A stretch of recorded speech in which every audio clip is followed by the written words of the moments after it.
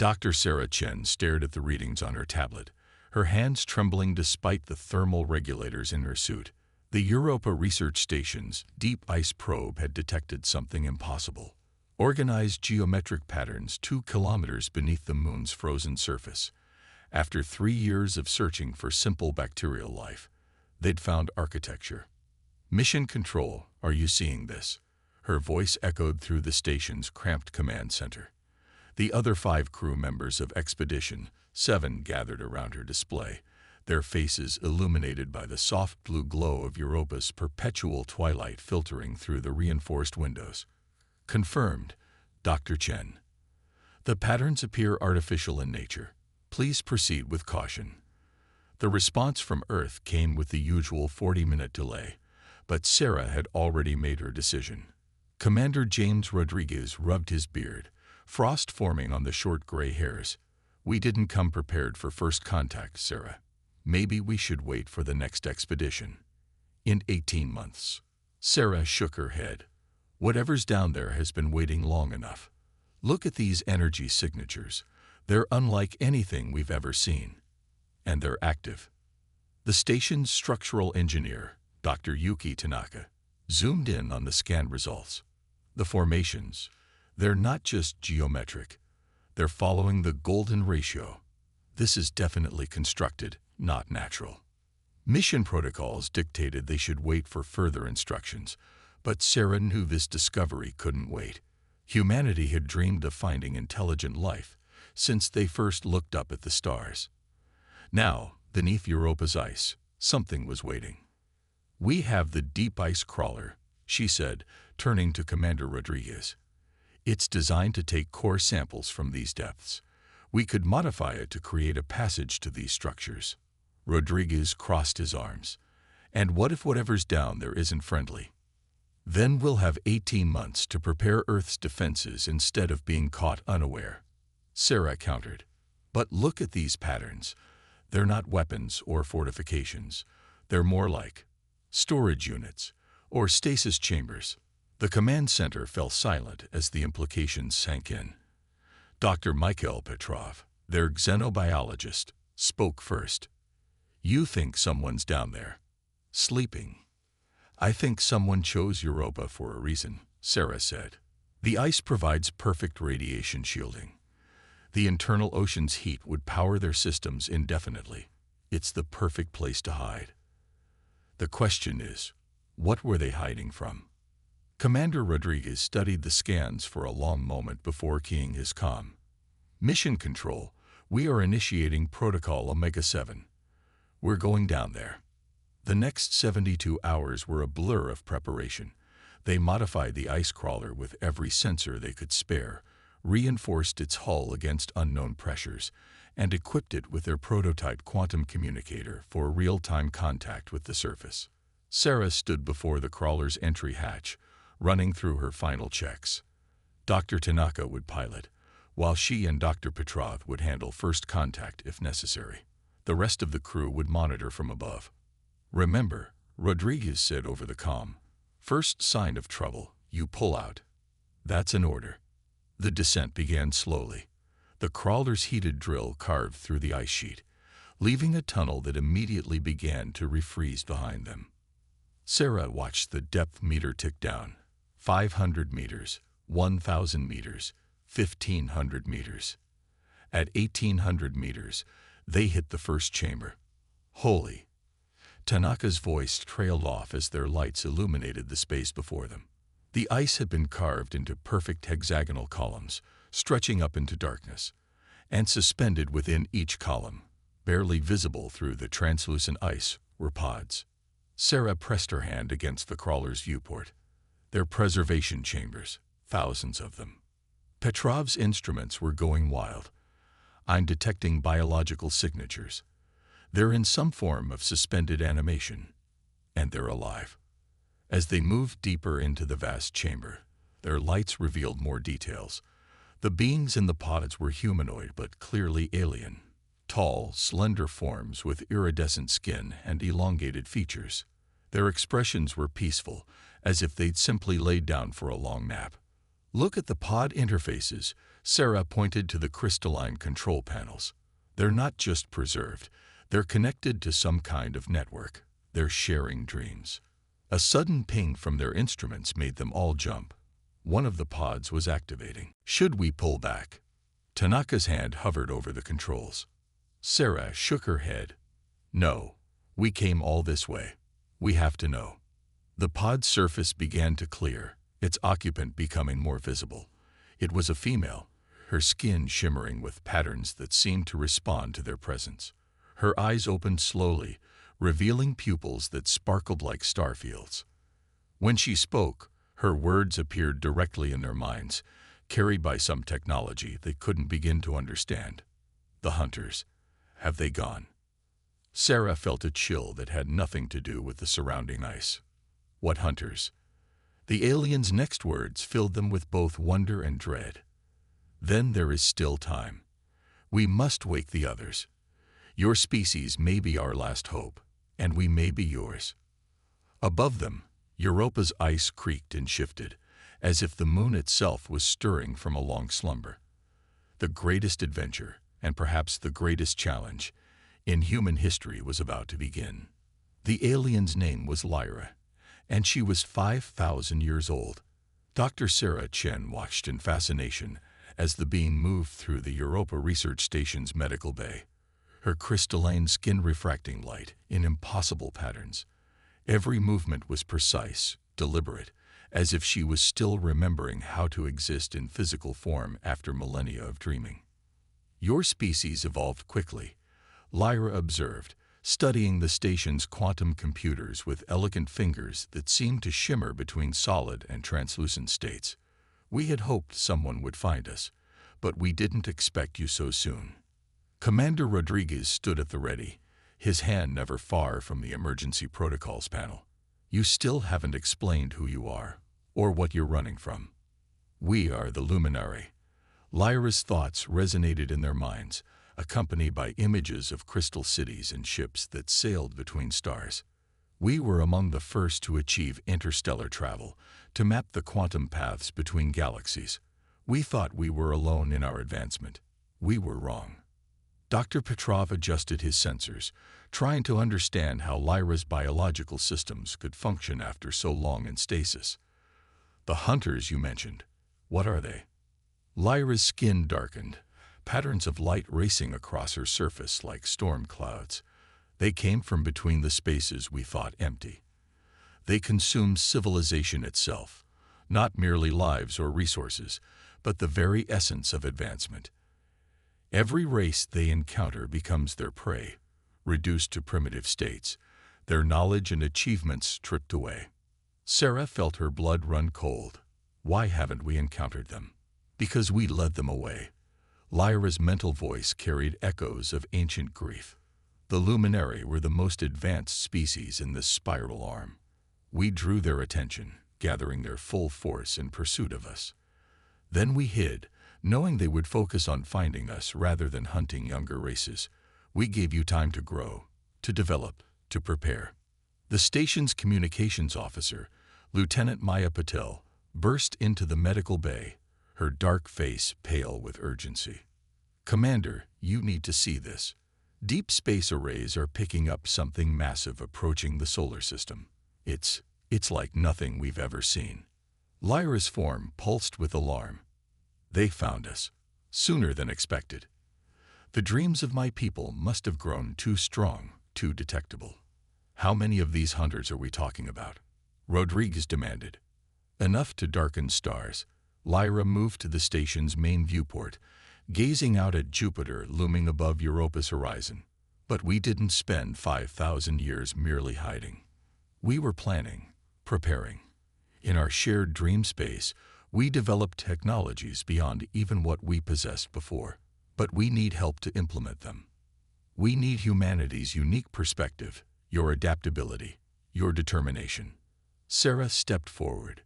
The other Luminary. The thousands still in stasis. Can they be awakened? Yes, but it will take time. And energy. More than your station can provide. Lieutenant Patel checked her readings again. Whatever's out there will reach the solar system in approximately 3 months. Then we have 3 months to waken ancient species and prepare for war, Rodriguez stated grimly. Dr. Chen, contact Earth. We need every power station, every fusion reactor they can spare. Dr. Tanaka, begin calculating power requirements for a mass awakening. Dr. Petrov, work with Lyra to understand their biology. We need to ensure the revival process is safe. Sarah caught Lyra studying her with those star-filled eyes. You're not afraid, the alien observed, even knowing what comes for us. Humanity's greatest strength isn't our technology or our intelligence, Sarah replied. It's our refusal to accept defeat, even against impossible odds. Over the next weeks, Earth's response exceeded even Sarah's highest hopes. The world's governments, faced with irrefutable evidence of both ancient aliens and an approaching threat, united with unprecedented speed. A fleet of ships was launched toward Europa, carrying power generators, supplies, and Earth's brightest minds. The luminary awakening began slowly at first, dozens, then hundreds emerging from their icy slumber. Each brought new knowledge, new technologies that had been refined over millennia of shared dreams. They spoke of quantum weapons that could unravel space itself, of shields that existed in multiple dimensions simultaneously, of drives that could fold reality.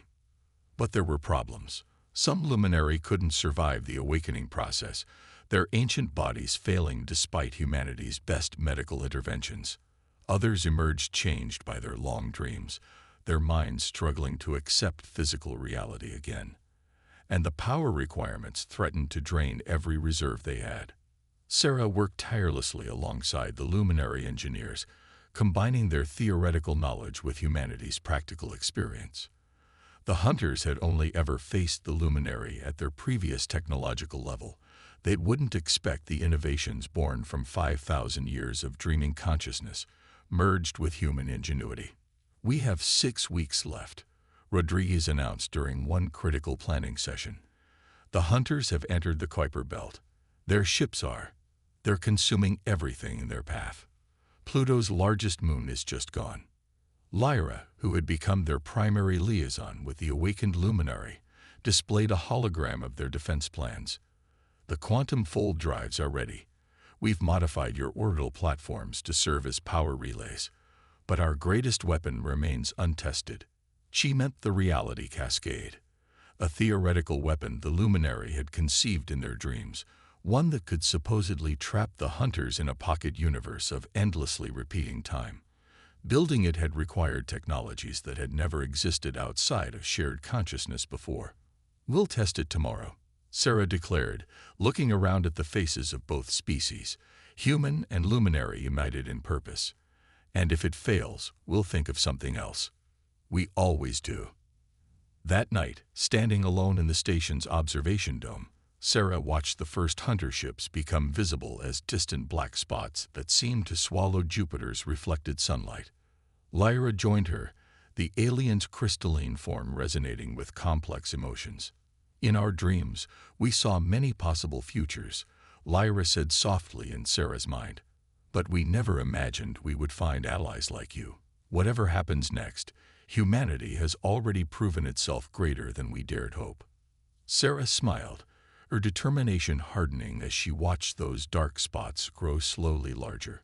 The hunters thought they could prey on developing civilizations forever. Time to show them what happens when their prey decides to hunt back. The reality cascade test had failed spectacularly. Sarah stared at the smoking ruins of the test facility on Europa's surface, the twisted metal and shattered crystal serving as a stark reminder of how little time they had left. Through her helmet's visor, she could see Lyra's crystalline form pulsing with distress patterns. 4 weeks. Commander Rodriguez's voice crackled through the comm. The hunters just consumed Saturn's rings. Every particle, every ice crystal, gone, like they were never there. Dr. Tanaka's voice joined the channel. The quantum readings are impossible. It's like they're not just destroying matter. They're erasing it from existence itself. That's exactly what they do. Lyra's mental voice was heavy with ancient memory. They don't just hunt, they unmake. Each civilization they consume is removed from the universe's memory. Only we luminary remember them, and only because we fled before they could complete their work. Sarah kicked a piece of wreckage, watching it spin away in Europa's low gravity. Then we need a new approach. The reality cascade was too complex, too many variables. We need something simpler, more direct. Lieutenant Patel's urgent voice cut through their discussion. Multiple contacts. They're not waiting. Advanced scouts just appeared past Jupiter's orbit. 3 vessels heading straight for Europa. The evacuation protocols they'd drilled for weeks activated instantly. Surface teams rushed for the underground facilities, while defense platforms charged their hastily constructed quantum weapons. Sarah found herself running alongside Lyra, whose crystalline form seemed to blur with speed. "This is too soon," Lyra communicated as they reached the main facility's airlock. "We haven't awakened enough of my people. The quantum grid isn't fully powered." Commander Rodriguez's voice boomed through the station. "All personnel to battle stations. This is not a drill. I repeat, this is not a drill." The first visual of the hunter vessels appeared on their screens, and Sarah felt her breath catch. The ships were wrong. Shapes that hurt to look at. Geometries that shouldn't exist. They seemed to absorb light rather than reflect it, creating holes in space itself. "My God," Dr. Petrov whispered. "They're not just advanced. They're impossible." The defense platforms fired their first salvo. Beams of quantum-entangled energy lashed out across space, designed to disrupt the very fabric of reality around their targets. The hunters' vessels absorbed the attacks without slowing. Energy weapons are useless. Lyra's thoughts carried desperate urgency. "We learned that millennia ago. We need—" She never finished the sentence. One of the hunter vessels released something toward Europa, a weapon that seemed to fold space around itself. When it detonated, a quarter of their defense grid simply ceased to exist, taking 3 awakened luminary with it.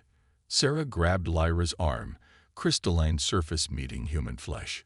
"The quantum fold drives. Could we use them offensively? Create a space-time knot around their ships?" "Too risky," Rodriguez countered. "One miscalculation, and we could tear Europa apart."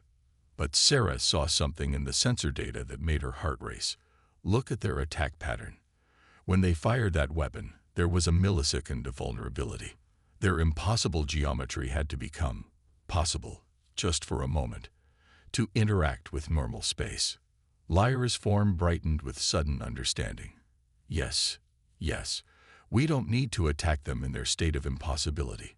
We need to force them to become possible.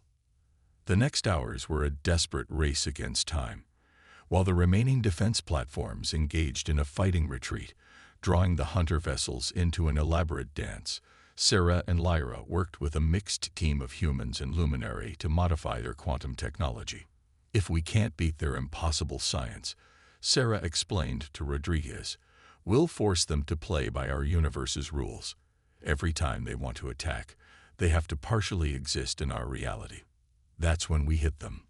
The hunter vessels pressed their attack, methodically erasing chunks of Europa's surface. Ice, metal, and energy disappeared into nothingness. They were toying with the defenders, moving with the casual confidence of apex predators that had never known defeat. "Modifications complete," Dr. Tanaka reported, "but we've only got enough power for one shot. After that, the quantum grid will be drained." Sarah looked at Lyra, whose crystalline surface had taken on a battle pattern she'd never seen before. "Tell your people to prepare the quantum pulse. When I give the signal, everyone hits them with everything we've got. Conventional and quantum weapons together." "You can't be serious," Rodriguez protested. "Conventional weapons didn't even scratch them." "Exactly." Sarah's eyes never left the tactical display. "They won't bother becoming possible to defend against attacks they know can't hurt them. They'll stay impossible, focus on dodging the quantum weapons, right until our modified pulse forces them into our reality." Understanding dawned in Rodriguez's eyes. And when they're forced into normal space, they'll be as solid as anything else in this universe. Sarah finished. Lyra, signal your people. Lieutenant Patel, link us to every platform and ship we have. On my mark. The hunter vessels moved into perfect attack position, their impossible geometries preparing to unleash another reality-erasing strike. Sarah watched the energy patterns build, waiting for the precise moment. Now, the space around Europa erupted with light and energy. Every weapon in their arsenal fired simultaneously. Quantum beams, missiles, railguns, even mining charges. The hunters' vessels began their usual dodge, staying in their impossible state, focusing their defenses on the quantum attacks they knew could harm them. They never saw the modified pulse coming. For a split second, 3 impossible shapes were forced to become possible. For a split second, 3 vessels that had hunted civilizations to extinction had to play by the rules of normal space and time. A split second was all they needed. Conventional weapons that should have been useless tore through suddenly vulnerable hulls. Missiles that should have been meaningless found actual matter to explode against. The impossible became possible, and the possible could be destroyed. 2 hunter vessels vanished in a cascade of explosions. The third, crippled and sparking with energies never meant to exist in normal space, retreated into the darkness between Jupiter's moons. In the stunned silence that followed, Lyra's mental voice carried a note of awe. 5,000 years. 5,000 years we dreamed of this moment, and it took human insight to find their weakness. Sarah allowed herself a small smile. They'd never faced a prey that could adapt like us. But that was just 3 scouts. When their main fleet arrives, we'll be ready, Rodriguez stated firmly. Lieutenant Patel, send the battle data to Earth. Dr. Tanaka, begin modifying all remaining quantum technology with this new approach.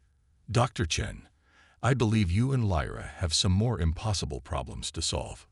Sarah nodded, her mind already racing with new possibilities. They had scored humanity's first victory against the hunters, but the real battle was still to come. As she looked around at humans and Luminary working side by side, she realized that this was more than just a fight for survival now. This was their chance to prove that in this vast, dark universe, cooperation would always triumph over predation. That intelligence, creativity, and determination could overcome even the most impossible odds. The hunters were about to learn what happened when 2 species, separated by time and space but united in purpose, decided to stand their ground. 2 weeks after their victory against the hunter scouts, Sarah found herself standing in a chamber that shouldn't have been possible. The combined work of human and Luminary engineers had transformed Europa Station's main hub into a strategic command center that operated in 5 dimensions simultaneously. Holographic displays showed the approaching hunter fleet from angles that made her eyes water, views from both normal space and whatever impossible realm the enemy inhabited. They're not even trying to hide anymore, Lieutenant Puddle reported, her fingers dancing across quantum-enhanced controls. 217 vessels, all larger than the scouts. They'll reach Mars orbit in 10 days. Commander Rodriguez studied the tactical display, his face illuminated by the ethereal light of Luminary technology. How many of your people are combat-ready, Lyra? The crystalline being's form rippled with complex patterns. 3,412. But we lost many of our finest warriors in the early encounters with the hunters. Those who remain are scientists, artists, dreamers, not soldiers. Good, Sarah said firmly, earning surprised looks from both species. We don't need soldiers. We need innovators. The hunters have never lost a direct military confrontation in their history, so we won't give them one. She waved her hand through the holographic display, highlighting the quantum sensor network they'd established throughout the solar system. Look at how they move. Even after we destroyed their scouts, they're advancing in traditional combat formation. They're expecting another military engagement. Dr. Tanaka leaned forward, his eyes widening. They're adapting to what worked against their scouts. Their hulls are vibrating at frequencies that would resist forced dimensionality shifts. Exactly. Sarah turned to Lyra. You said the hunters consumed civilization itself. Not just lives, but the very essence of advancement. What if we could use that against them? Lyra's surface sparkled with interest. What are you suggesting? Sarah gestured to the latest data from their quantum sensors. They're not just a fleet. They're a swarm intelligence. Each ship is connected to the others in ways we can barely comprehend. But that connection goes both ways. What if, instead of trying to destroy them, we gave them too much to consume? Understanding dawned in Rodriguez's eyes. Information overload. More than that, Sarah activated another display, showing the modified reality cascade they'd been secretly developing. The hunters erase civilizations from existence, from the universe's memory. But the luminary remember. 5,000 years of dreams, of memories, of civilization, preserved in consciousness itself. What if we could force them to consume all of that at once? The room fell silent as the implications sank in. It was Lyra who finally spoke, her mental voice trembling with emotion. You want to weaponize our memories, our very identity as a species. I want to give them exactly what they want. Sarah replied. Every achievement, every discovery, every moment of luminary civilization, compressed into a quantum packet and fired directly into their network. Let them try to erase 5,000 years of preserved history in an instant. Dr. Petrov shook his head. The amount of data would be astronomical. We'd need more processing power than exists in the entire solar system. Not if we use the dream space itself as a quantum computer. Sarah turned to Lyra. Your people spent millennia sharing consciousness, refining thoughts into pure information. The hunter ships are basically information processors themselves. They have to be, to erase civilizations from reality. So let's overwhelm their processors. The next days were a blur of desperate preparation. While Earth's combined fleet took up defensive positions around Mars, Sarah worked with teams of humans and Luminary to modify their quantum technology. The remaining stasis chambers were converted into information conduits, channeling 5,000 years of preserved consciousness into weapons. But there were costs. Each luminary who volunteered their memories for the weapon had to relive every moment of their civilization's fall, every loss, every tragedy. The process left them changed. Fragments of their identities scattered across quantum space.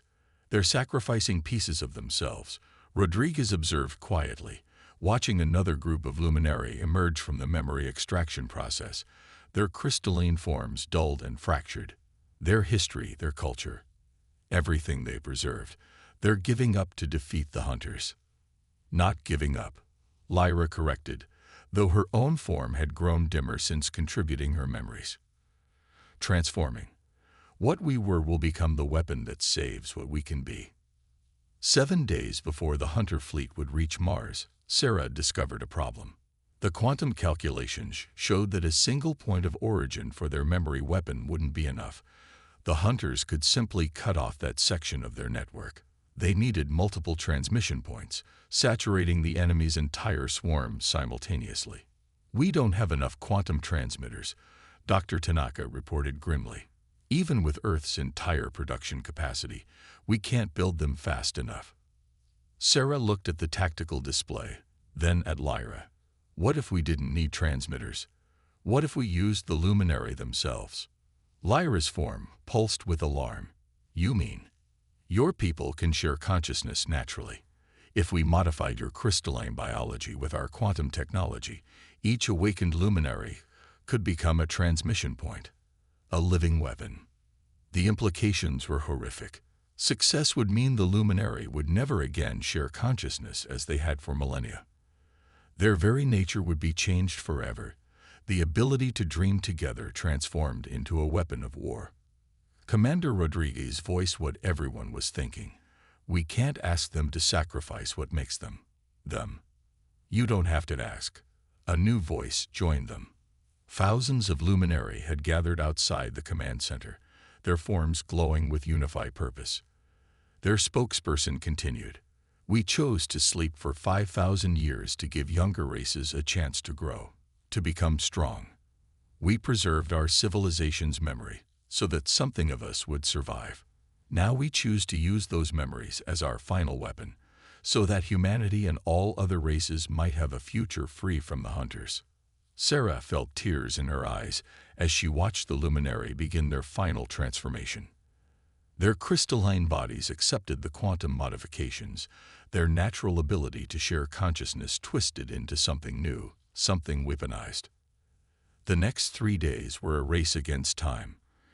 Earth's fleet engaged the hunters' advance forces in a fighting retreat, using the tactics they'd learned from the scouts to slow the enemy's approach.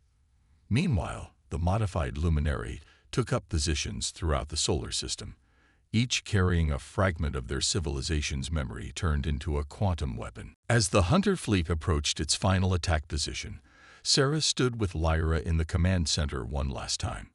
The crystalline beam's once brilliant form was now laced with dark fractures, the price of becoming a weapon etched into her very substance. Was it worth it? Sarah asked softly, giving up so much of what you are. Lyra's response carried an echo of her people's ancient wisdom, tempered by newfound human determination. What we were will defeat them. What we become afterward, that is the gift humanity has given us. The chance to evolve, to change, to be something new. After all, her form brightened briefly. Adaptation is humanity's greatest lesson to the universe.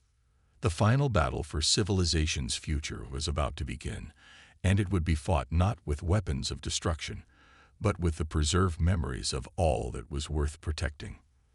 The hunter fleet filled Mars' sky like a wound in reality, 200 ships of impossible geometry preparing to unmake another civilization.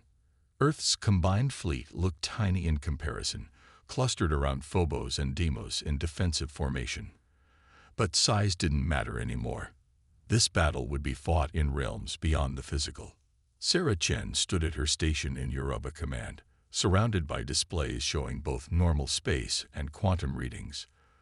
The modified luminary were in position.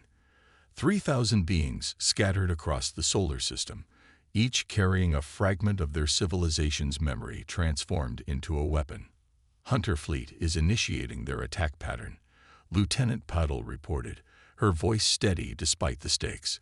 They're beginning their reality erasure sequence. Commander Rodriguez keyed the fleet-wide channel. All ships, maintain position. Remember your training. Don't let them bait you into early engagement. Sarah watched the tactical displays as the hunter vessels began their familiar dance of destruction. Space itself seemed to warp around them, reality beginning to fray at the edges. They were so confident, so certain of their superiority, that they never questioned why their prey wasn't retreating. Now, Sarah whispered, and Lyra, her crystalline form almost completely dark now, transmitted the signal. Across the solar system, 3,000 luminary activated simultaneously. Their consciousness, transformed by quantum technology, reached out to connect with the hunters' network. But instead of the fear and submission the hunters were used to tasting in their victims' minds, they found something else. 5,000 years of preserved memory, compressed into quantum packets and fired directly into their consciousness. The effect was immediate and catastrophic. Hunter ships began to twist and distort as their impossible geometry tried to process more information than it was ever meant to contain. They had evolved to erase civilization from existence, but now they were drowning in the concentrated essence of an entire species' history. It's working, Dr. Tanaka called out, his sensors going wild. Their network is destabilizing. They can't maintain their dimensional state. But the hunters weren't the only ones suffering. All across the system, luminary transmitters were burning out, their crystalline forms shattering under the strain of weaponizing their very consciousness. Sarah watched in horror as life signs winked out one by one. "We're losing them," Dr. Petrov shouted. "The quantum feedback is too strong." Lyra's voice, barely a whisper now in their minds, carried both pain and determination. "We knew the cost. Keep transmitting. Don't let our sacrifice be wasted." The hunter fleet was in chaos. Some ships were trying to retreat. Others were firing blindly into space, their weapons as likely to hit their own vessels as their targets. But they were still too powerful, too numerous. The memory weapon was hurting them, but not quickly enough. That's when Sarah saw it, a pattern in the quantum readings she'd never noticed before. The hunters don't just share a network, she realized aloud. They share consciousness too. They're a singular entity split across multiple ships. Rodriguez understood immediately, which means they can't segregate the information. If we overload one part of their network, we overload all of it. Sarah finished. She turned to Lyra, whose form was barely visible now. Can you do it? Can you channel all the remaining memories through a single point? It would mean the end of us. Lyra's thoughts were fading. Everything we preserved, everything we are, it would all be expelled in a single burst. There would be nothing left. Sarah took Lyra's crystalline hand, feeling the fractures spreading beneath her touch. You preserve your civilization's memory so something of you would survive. Let it survive by becoming the weapon that saves everyone else. The effect transcended normal physics. Hunter ships didn't explode or break apart. They simply ceased to maintain impossible geometry. 200 vessels tried to exist in normal space while containing more information than their network could process. The result violated every law of physics humans had ever known. When the quantum aftermath cleared, the hunter fleet was gone. Not destroyed, not erased, transformed. Where there had been ships of impossible geometry, there were now crystals floating in space, each one containing fragments of both hunter and luminary consciousness, locked in an eternal moment of mutual understanding. The few remaining luminary, their forms now completely dark and inert, had one last message to share. We are ended, but not gone. In forcing them to know us completely, we changed them forever. They will never hunt again. Sarah stood in Europa Command, watching the cleanup ships collecting the crystalline remains of both species. Earth's fleet was returning home, carrying with them new technologies and harder wisdom about the price of survival. The hunters would never threaten another civilization, but the cost had been beyond measure. What do we do with them? Rodriguez asked quietly, watching the crystals being carefully stored. They're not quite luminary anymore, not quite hunter. There's something entirely new. We learned from them. Sarah replied, thinking of all that had been sacrificed to reach this moment. The luminary gave up everything they were to save us, to save everyone who might ever face the hunters.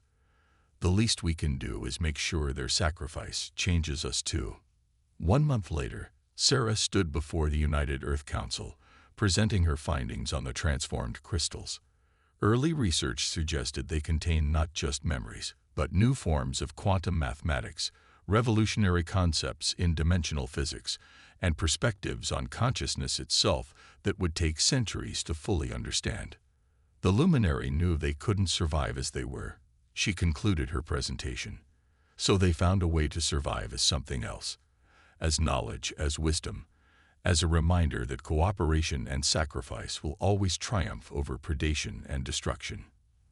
They transformed their greatest enemy into a repository of everything they fought to preserve. As humanity reached out to the stars with new confidence, the crystals served as both warning and inspiration.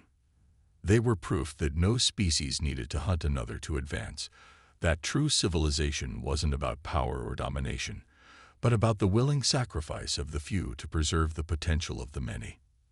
And sometimes, late at night in the research labs, scientists swore they could hear whispers from the crystals. Not luminary, not hunter, but something new, something that understood both the joy of creation and the futility of destruction. A new form of consciousness, born from the union of predator and prey, teaching lessons that would echo across the cosmos for millennia to come. The age of the hunters was over. The age of understanding had begun.